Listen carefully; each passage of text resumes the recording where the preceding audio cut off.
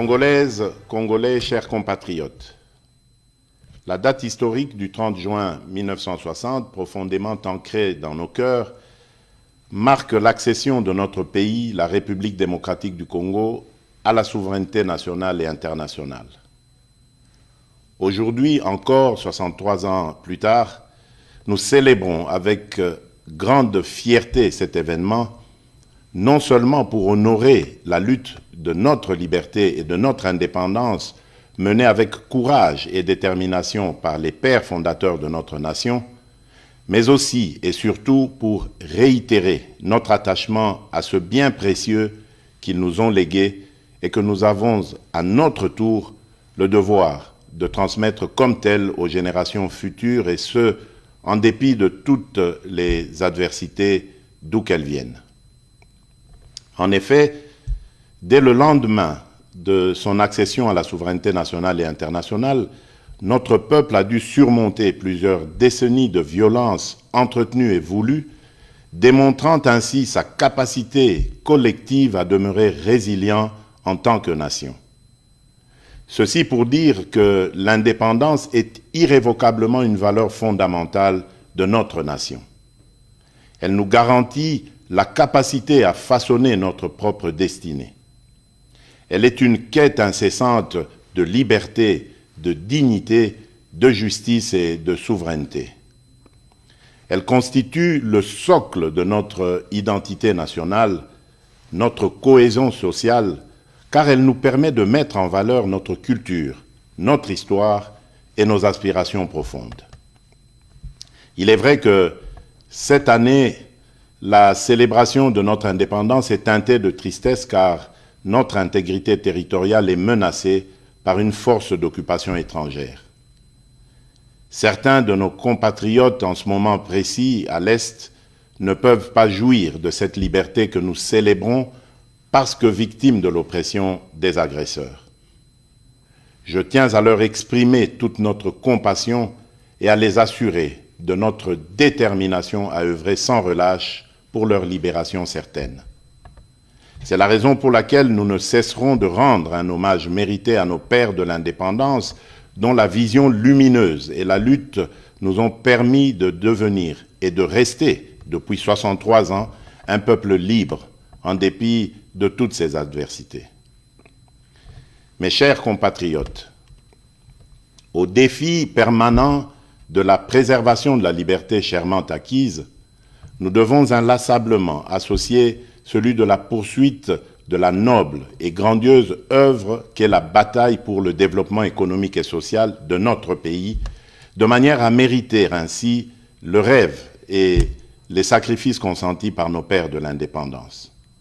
C'est seulement à cette condition que les générations futures pourront à leur tour être fiers de l'héritage que nous leur aurons légué.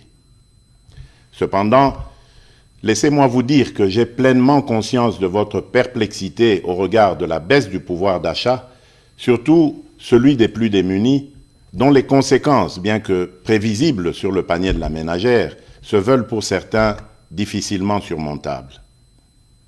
Les performances enregistrées au niveau des recettes intérieures, grâce à une évolution favorable des prix de produits de base et à la numérisation du processus de recouvrement, n'ont pas été suffisamment ressenties à cause du contexte économique mondial et de la situation sécuritaire à l'est de notre pays. En effet, l'enlisement de la guerre en Ukraine, d'une part, a occasionné la hausse des prix mondiaux des commodités et des matières premières, de l'énergie et des produits de première nécessité, entraînant ainsi des pressions inflationnistes dans le pays et même au sein des économies les plus robustes du monde. Et d'autre part, la guerre à l'est du pays a provoqué une augmentation significative du volume des dépenses exceptionnelles dans le domaine de la sécurité en vue de garantir notre intégrité territoriale. Cependant, les perspectives à court et moyen terme demeurent favorables et stables. En effet, les prévisions du Fonds monétaire international pour 2023 sont de l'ordre de 8%, de 7,2% pour 2024 et de 7,5% pour 2025. C'est ainsi que je voudrais vous rassurer que l'amélioration des conditions de vie de mes concitoyens demeure au cœur de mes priorités quotidiennes. J'ai assigné au gouvernement de la République, sous l'autorité du Premier ministre et à la Banque centrale du Congo, la tâche particulière d'accentuer les efforts de stabilisation des paramètres macroéconomiques en vue de limiter au maximum les effets néfastes sur le panier de la ménagère, d'améliorer la gouvernance publique dans ces secteurs et de répondre autant que possible aux aspirations légitimes du plus grand nombre d'entre nous. Mes très chers compatriotes, au choc sus évoqué et que le gouvernement s'est ardemment employé à amortir, se sont ajoutées les menaces persistantes à notre intégrité territoriale et à la sécurité de nos populations et de leurs biens. En effet, le climat d'insécurité qui prévaut dans certains espaces de notre territoire national perturbe fortement la poursuite harmonieuse des ambitions que nous revendiquons collectivement. Comme vous le savez, notre pays fait face depuis de nombreux mois, dans sa partie orientale, à une agression vile et barbare perpétrée par un voisin belliqueux, le Rwanda, au nom d'intérêts obscurs et ignobles. Au regard du danger que court le pays, il vous souviendra que j'avais lancé l'année passée un appel patriotique à notre jeunesse de s'enrôler dans les rangs des forces armées de la République démocratique du Congo et de la police nationale congolaise. Quelques mois après cet appel, nous avons été heureux de voir plusieurs dizaines de milliers de jeunes compatriotes y répondre favorablement. Ceux-ci comptent déjà parmi les renforts à l'effort de guerre livré par nos forces de défense et de sécurité, et nombreux se pressent chaque jour davantage auprès des centres de recrutement prévus à cet effet. À cette occasion, je salue la bravoure de notre peuple qui, meurtri dans sa chair, ne se résigne pas pour autant et ne cesse de défendre avec une énergie inouïe l'intégrité de notre territoire. Je salue également les forces de défense et de sécurité qui s'emploient sans ménagement à mettre l'ennemi hors d'état de nuire en vue de permettre un retour rapide de la paix et de la stabilité indispensable pour notre développement. Soyez convaincus que ce combat que nous livrons au quotidien pour sauvegarder notre souveraineté et notre intégrité, nous le poursuivrons sans désemparer jusqu'à la victoire finale. Telle est et sera notre mission. Maintenant que se confirme la montée en puissance de nos forces de défense et de sécurité, j'encourage une fois de plus le gouvernement de la République de continuer à maintenir cet effort pour que toute aventure belliqueuse sur la terre de nos ancêtres soit suicidaire pour quiconque la tenterait. C'est ici l'occasion d'exprimer notre entière solidarité à toutes nos sœurs et à tous nos frères des territoires occupés par les terroristes du M23, lesquels frères et sœurs vivent présentement dans des conditions d'extrême précarité et dont la situation humanitaire n'a cessé de se dégrader à cause de leur éloignement forcé de leur milieu d'origine et des exactions subies. Je tiens à les rassurer que les nouvelles mesures arrêtées par le gouvernement, en plus de celles déjà prises sur le plan social, dans le sens de soulager un tant soit peu leur situation, sont en voie d'être mises en œuvre. Mes très chers compatriotes, cette célébration de l'accession à la souveraineté nationale et internationale vient aussi interpeller, en cette année 2023, notre devenir comme nation et la perception de notre construction du vivre ensemble et de la cohésion nationale. Elle est l'occasion pour nous de renouveler le chantier de l'unité nationale, de construire une société républicaine plus juste, solidaire et vivable pour toutes les composantes sociologiques et linguistiques, quelles qu'elles soient. Le défi pour notre pays étant le dépassement des frontières ethniques, culturelles et linguistiques. Cela étant dit, je dénonce toute velléité tendant à opposer différentes communautés congolaises entre elles. Nous sommes un pays diversifié avec différentes cultures et langues. C'est en cela que réside tout le mystère de notre richesse en tant que peuple parmi tant d'autres sur cette planète.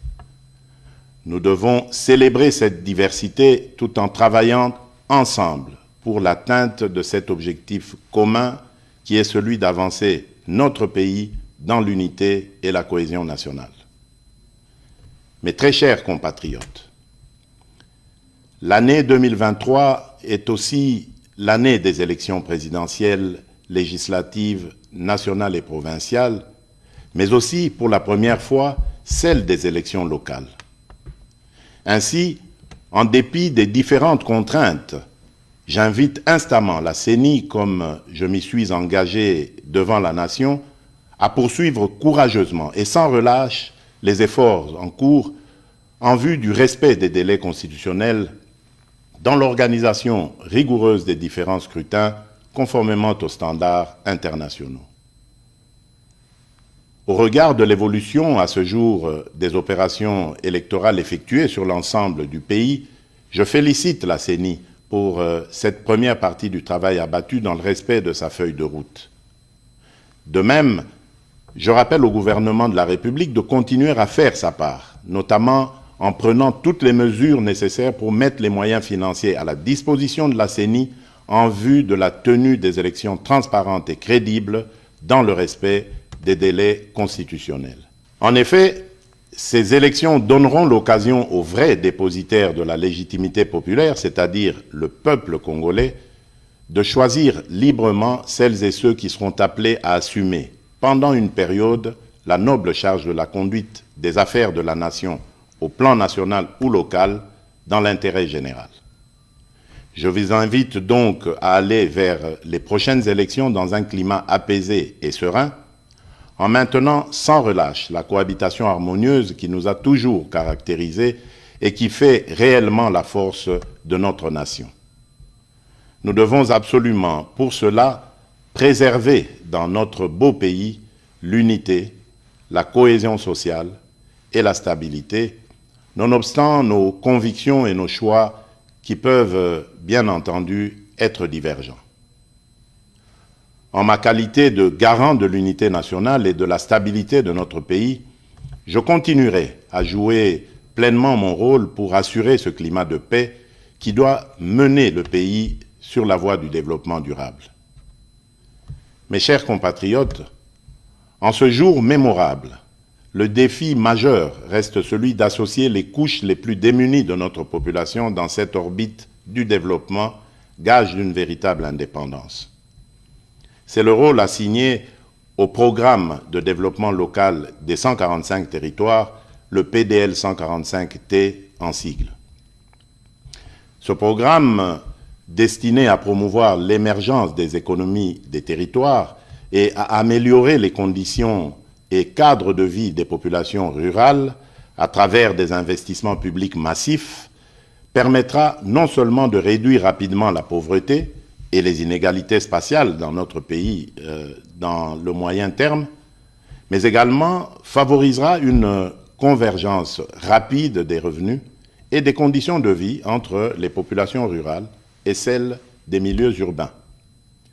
Je me réjouis de vous informer que les 3 agences d'exécution, chacune en ce qui la concerne, ont prévu de commencer à livrer les infrastructures socio-économiques de développement à la base, que sont les centres de santé, les écoles primaires et les bâtiments administratifs, dès le courant du mois de juillet prochain.